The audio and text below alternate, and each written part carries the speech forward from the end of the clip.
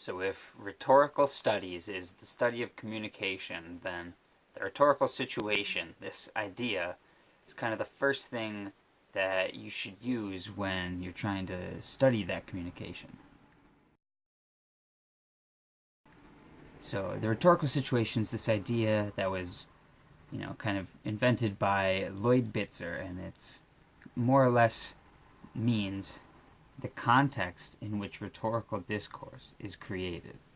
So let's break that down. So it's more than just the rhetorical discourse, which would be the message. Rhetorical discourse is more or less just the message that we're looking at in this sense. It's the context that was created in.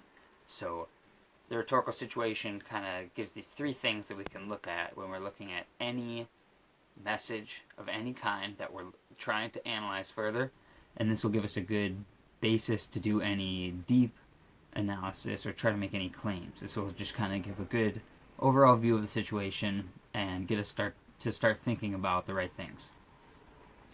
So the three things are the rhetor, which is just the communicator, the person who's putting out the message. Then the next is the audience, and then the third thing is the context.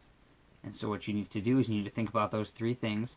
Then you need to think about the relationship between those factors. So think about the relationship between the rhetor and the audience. What's the relationship? If I'm speaking to someone, what's my relationship with them? That plays a part in my analysis of that communication. You have to think about the relationship between the rhetor and the context. Why am I trying to communicate this? What am I trying to do?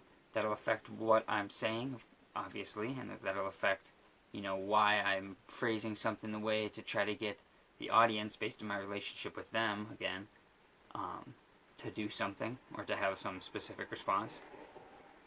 So the rhetorical situation kind of has those three things, and by looking at them, you can kind of just get a great picture of something, from a baseline, and then from there you can really go anywhere, or you can even just stay there and use that to prove something about the communication. So the rhetorical situation is a great tool to use in rhetorical studies as a bigger idea, and something you can definitely use in everyday life.